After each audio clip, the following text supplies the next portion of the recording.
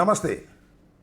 రాజకీయాల్లో ప్రెడిక్షన్స్ పలాంది జరగబోతుంది అని భవిష్యత్తు గురించి చెప్పటం అనేది చాలా సహజంగా జరుగుతూ ఉంటుంది. చాలా సందర్భాల్లో ప్రెడిక్షన్స్ నిజం కూడా అవుతాయి. కొన్ని సందర్భాల్లో ఠాభాష, ఆయన ఇలా అంటున్నాడు, ఆయన ఇన్ని కలిశాడట, ఇది జరగబోతుందట అనేవి కూడా మనం చాలా సందర్భాల్లో చర్చించుకుంటూ ఉంటాం. అలాంటి అంశాన్నే ఆంధ్రలో జరగబోయేటటువంటి ఒక సంఘటనని మీ ముందుకు తీసుకొచ్చేందుకు ప్రయత్నం చేస్తున్నాను.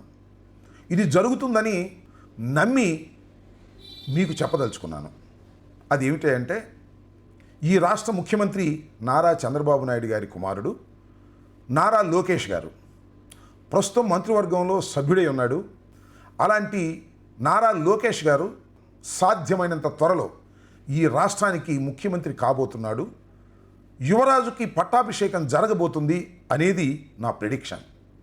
దీనికి కారణాలు ఏంటి, ఎందుకు ఇలా జరగబోతుంది, అసలు ఇలా జరుగుతుందని చెప్పడానికి గల ఆధారాలు ఏమిటి అనే విషయాల్ని కూడా మనం ఇక్కడ చర్చించుకుందాం. ప్రధానంగా ఏంటంటే, నారా చంద్రబాబు నాయుడు గారు సుదీర్ఘకాలం నుంచి రాజకీయాల్లో ఉన్నటువంటి వ్యక్తి, 75 సంవత్సరాలు నిండినటువంటి వ్యక్తి, అనుభవశాలుడు. అయినా ఇంకా పరిపాలించగలిగినటువంటి శక్తి ఉన్నట్టుగానే మనకు అర్థమవుతుంది. అయినా కూడా తన కుమారుడైనటువంటి నారా లోకేష్ని ఏదో ఒక విధంగా రాజ్యాధికారం తాను ఆరోగ్యంగా ఉండంగానే ఆయన చేతిలో పెట్టాలని ఆయనే తాపత్రయపడుతున్నాడో తెలియదు, లేదా ఆయన కుటుంబ సభ్యులు ఆయన మీద ఒత్తిడి చేసి ఏదో విధంగా జరిపించాలని ప్రయత్నం చేస్తున్నారో తెలియదు. వారి కుటుంబ సభ్యులంటే చాలా ప్రముఖంగా ఉన్నారు రాష్ట్రంలో. వారి కుటుంబ సభ్యులు ఒకరు ఎన్టీ రామారావు గారి కుమారుడైనటువంటి బాలకృష్ణ గారు. అదేవిధంగా బాలకృష్ణ గారికి 2 అల్లుళ్ళు, ఒకరు భరత్, వారి భార్య తేజస్వి. రెండో వ్యక్తి నేను చెప్పాల్సిన అవసరం లేదు, ఆయనే పెద్దలుడు నారా లోకేష్ గారు, ఆయన భార్య బ్రాహ్మణి గారు. అదేవిధంగా నారా చంద్రబాబు నాయుడు గారి సతీమణి భువనేశ్వరి గారు, నారా లోకేష్ గారి తల్లి వారు. వీళ్ళందరూ కూడా తప్పనిసరిగా సాధ్యమైనంత త్వరలో నారా చంద్రబాబు నాయుడు గారు పరిపూర్ణమైన ఆరోగ్యంగా ఉన్నప్పుడే నారా లోకేష్ గారిని ముఖ్యమంత్రి పీఠంలో కూర్చోబెట్టాలి అనేటువంటి ఒక తాపత్రయాన్ని వ్యక్తం చేస్తున్నారనేది ఒక సమాచారం. మీరు కూడా వినే ఉంటారు, అక్కడ ఇక్కడ ఆ రైలు కనపడ్డప్పుడో, లేకపోతే ఇంకో చోట ఎవరెవరో మాట్లాడుకుంటున్నప్పుడో మీరు వినుంటారు, నారా లోకేష్ గారిని ముఖ్యమంత్రిగా చేయాలని అనుకుంటున్నారట అనేది. దీనికి వాస్తవ రూపం కలగటానికి అవకాశం ఉన్నది అనేదే ఇక్కడ ప్రధానమైనటువంటి అంశం. సరే, ఎన్టీ రామారావు గారి కుమారుడు బాలకృష్ణ గారు నందమూరి వంశానికి చెందినవాడు, నారా లోకేష్ గారి మామగారు అయినటువంటి బాలకృష్ణ గారు 3 సార్లు గెలిచాడు. ఎక్కడ పెద్ద వివాదాల్లో లేడు. వివాదాలంటే ఏదో వాడిని కొట్టాడు, వీడిని బూతులు తిట్టాడు అనే వివాదాలు తప్ప ఆయన మీద పెద్ద రాజకీయ వివాదాలు ఏమీ లేకపోయినా ఆయన మాత్రం ముఖ్యమంత్రిగా అవ్వాలని మాత్రం అనుకోవటంలా. ఆయన కూడా మనస్ఫూర్తిగా తన అల్లుడే ముఖ్యమంత్రి కావాలని కోరుకుంటున్నటువంటి సందర్భం ఇది. అయితే ఇప్పుడు ఎందుకు చేయాలి, 5 సంవత్సరాల పరిపాలన వారికి కట్టబెట్టారు కదా ప్రజలు, 1 సంవత్సరమే కదా అయింది, ఇంకా 4 సంవత్సరాల తర్వాత చేయొచ్చు కదా అనేటువంటి సందేహాలు కూడా చాలామందికి ఉండొచ్చు. కానీ నారా వారి కుటుంబంలో ఉన్నటువంటి పెద్దలందరూ చంద్రబాబు నాయుడు గారి మీద ఒత్తిడి చేస్తున్నటువంటి అంశం ఏమిటంటే, మీరు పరిపూర్ణమైన ఆరోగ్యంగా ఉన్నప్పుడే వారిని పట్టాభిషిక్తుని చేసి ఆ పరిపాలనని మీరు వెనక నుంచి గమనిస్తూ ఉంటే మీ వారసుడుగా నారా లోకేష్ గారు బ్రహ్మాండంగా దూసుకుపోతాడు అనేది వారికి నచ్చజెప్పేటటువంటి ప్రయత్నం చేశారు, చెప్పారనేది నాకున్నటువంటి సమాచారం. నిజం చెప్పాలంటే నారా చంద్రబాబు నాయుడు గారు అనుకుంటే అయిపోద్ది. ఎందుకనంటే ఆయనకి 134 శాసనసభ స్థానాల్లో సైకిల్ గుర్తు మీద గెలిచిన వాళ్ళు ఉన్నారు. సరే, జనసేనకు 21 ఉన్నా తాను తలుచుకుంటే ఖచ్చితంగా ఎవరితోనూ చెప్పుకోకుండా తెల్లారిపాటికి నారా లోకేష్ గారిని ముఖ్యమంత్రిగా ప్రమాణ స్వీకారం చేయించగలడు. కానీ మీ అందరికీ తెలుసు, నారా చంద్రబాబు నాయుడు గారు అంత సాహసం చేసే మనిషి కాదు. కారణం ఏంటంటే ఆయన మాస్ లీడర్ కాదు, క్రౌడ్ పుల్లర్ కాదు. ఆయన చూసే ఈ రాష్ట్రంలో అందరూ ఓట్లు వేయరు.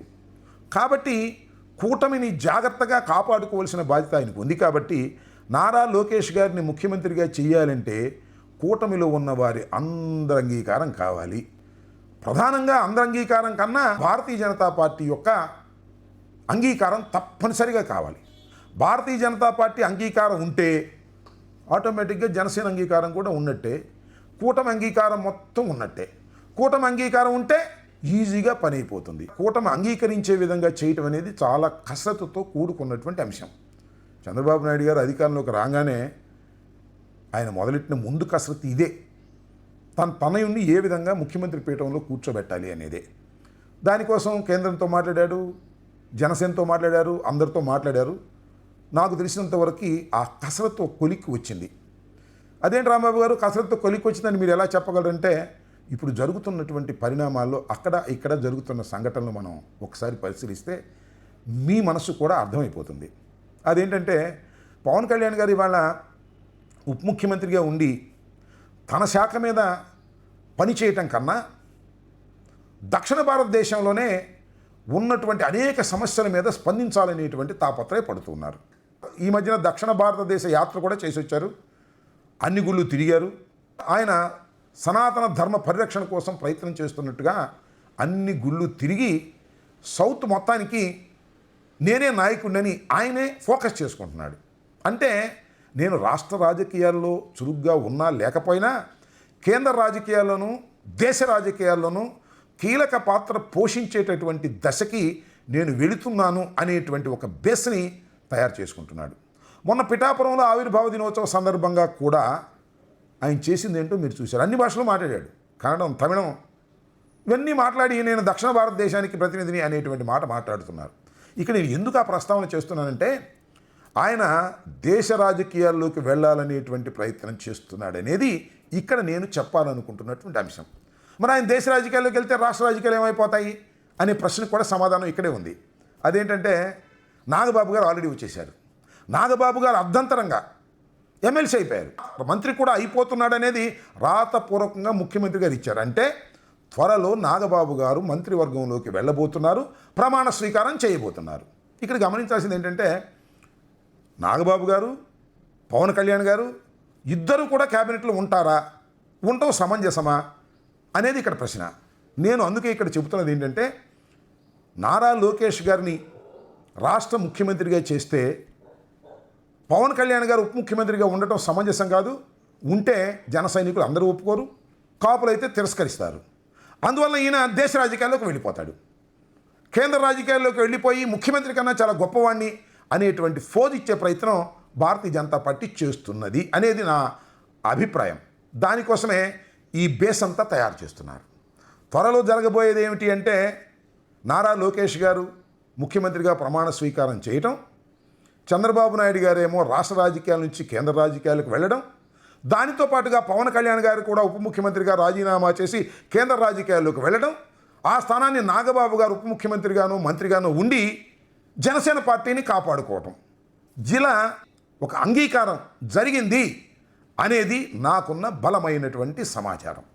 మీరందరూ అనుకుంటూ ఉంటారు, మీరే కాదు చాలామంది చంద్రబాబు నాయుడు గారి మీద నమ్మకం ఉన్నవాళ్ళు అనుకుంటూ ఉంటారు, చంద్రబాబు నాయుడు గారు ఈ రాష్ట్రం కోసం తప్పించిపోతున్నాడని, సూపర్ 6ని అమలు చేయాలనుకుంటున్నాడని, అదేవిధంగా పోలవరం ప్రాజెక్టును పూర్తి చేసి నీటిని అందించాలనుకుంటున్నాడని, లేదు అమరావతిని అద్భుతమైనటువంటి పట్టణంగా తయారు చేయాలనుకుంటున్నాడని, వెలుగొండ ప్రాజెక్టును పూర్తి చేయాలనుకుంటున్నాడని మీరు అనుకుంటారు.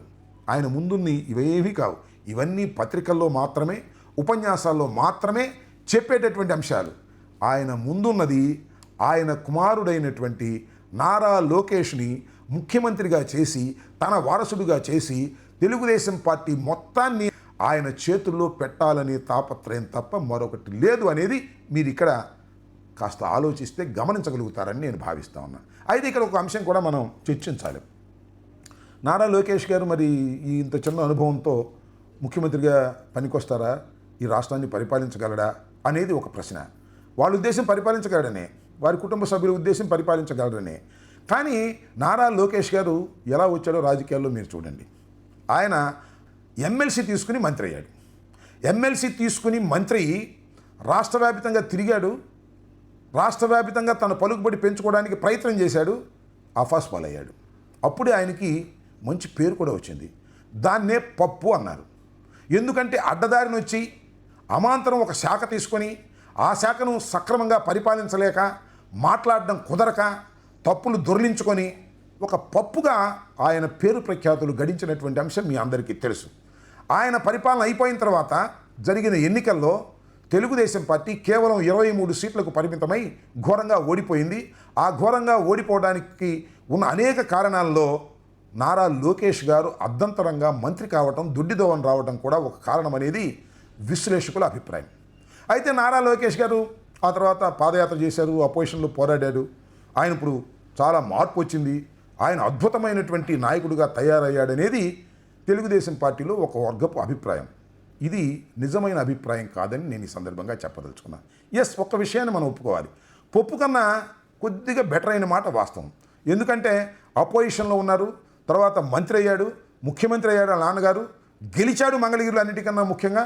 కాబట్టి ఈ పప్పు పరిపూర్ణంగా ఉడికిన చక్కని పప్పుగా ఉంది తప్ప పరిపూర్ణమైనటువంటి రాజకీయ నాయకుడిగా కాలేదు. కాకపోతే వాళ్ళకెందుకు, ఈ రాష్ట్రం మీద రుద్దేద్దాం, మా అబ్బాయిని ముఖ్యమంత్రి చేసేద్దాం, మా అల్లుడిని ముఖ్యమంత్రిగా చేసుకుందాం, మా తోలనుండి ముఖ్యమంత్రిగా చేసుకుందాం అనేటువంటి అభిప్రాయంలోకి వారు వచ్చేసిన తర్వాత, కూటమి అంగీకరించిన తర్వాత ఇంకా ఏ అడ్డంకి ఉండదు.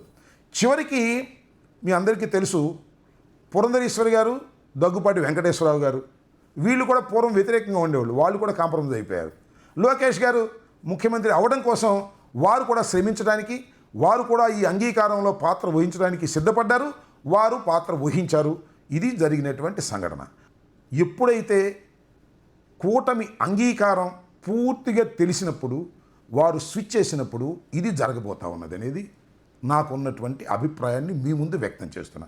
ఎప్పుడు జరుగుతుంది ఇది? ఒక వారంలో జరుగుతుందా, నెలలో జరుగుతుందా, సంవత్సరంలో జరుగుతుందా? We cannot say. సమయం చూసి తప్పనిసరిగా ఈ ప్రక్రియని ప్రారంభించబోతున్నారు. నారా లోకేష్ అనేటటువంటి ఒక ఇన్మెచ్యూర్డ్ పొలిటీషియన్కి రాష్ట్రంలో పట్టాభిషేకం చేసి ముఖ్యమంత్రిగా చేయబోతున్నారు. దానికి పవన్ కళ్యాణ్ గారు చూశారు కదా, మొన్నన్నాడు, మనం నిలబడ్డాం, 40 సంవత్సరాలు ఉన్నటువంటి తెలుగుదేశం పార్టీని, చంద్రబాబు నాయుడిని కూడా నిలబెట్టాం అని. మనం నిలదొక్కుకున్నాం. మనం నిలదొక్కుకోవటమే కాకుండా 4 దశాబ్దాల టీడీపీ పార్టీని కూడా నిలబెట్టాం. ఇప్పుడు కూడా చెప్పొచ్చు, మనం నిలబడ్డాం, అసమర్థుడైన నారా లోకేష్ని కూడా ముఖ్యమంత్రిగా చేశాం అని జనసేన వారు కూడా గట్టిగా చెప్పుకునేటటువంటి ప్రయత్నం చేయవచ్చు ఈ పరిణామాల తరువాత నేను మనవి చేస్తున్నాను. ఈ పరిణామాలు బహుశా సంవత్సరం లేదా సంవత్సరంన్నర, రేపు మళ్ళా మనం ఎన్నికలు ఎదుర్కొనే లోపు అధికార పీఠం మీద నిలబెట్టాలనేటువంటి ప్రయత్నం చేస్తున్నటువంటి చంద్రబాబు నాయుడు గారిది సఫలం కాబోతున్నదని. అయితే ఒక షరతు, ఏదో అనూహ్యమైనటువంటి పరిణామాలు లేదా జరగకూడనటువంటి సంఘటనలో ఏదైనా జరిగితే తప్ప ఇది 100కి 100 ప్రాక్టికల్ కాబోతున్నది. కానీ టైం మాత్రం వీ కెనాట్ సే. టైం అనేది అమిత్ షా గారి చేతిలోనో, మోడీ గారి చేతిలోనో ఉంది తప్ప ఎవరి చేతిలోనూ లేదు. అక్కడ ఎప్పుడైతే పచ్చ జెండా ఊపుతారో అప్పుడు నారా లోకేష్ గారు ముఖ్యమంత్రిగా ప్రమాణ స్వీకారం చేస్తారు. ముఖ్యమంత్రిగా ప్రమాణ స్వీకారం చేసినప్పుడు నేను ఇందాక చెప్పినటువంటి పరిణామాలన్నీ చకచక ఒకదాని తర్వాత ఒకటి జరిగిపోతాయి.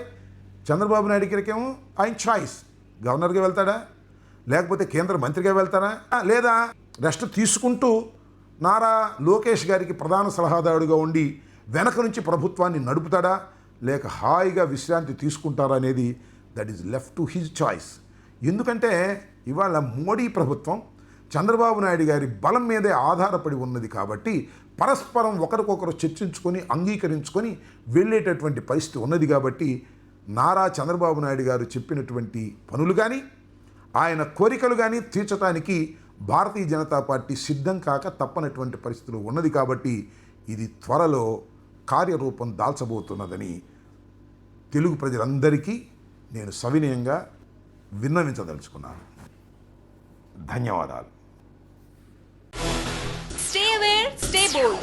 Like, subscribe and follow at Ambati Rambabu Official for truth and clarity in today's politics.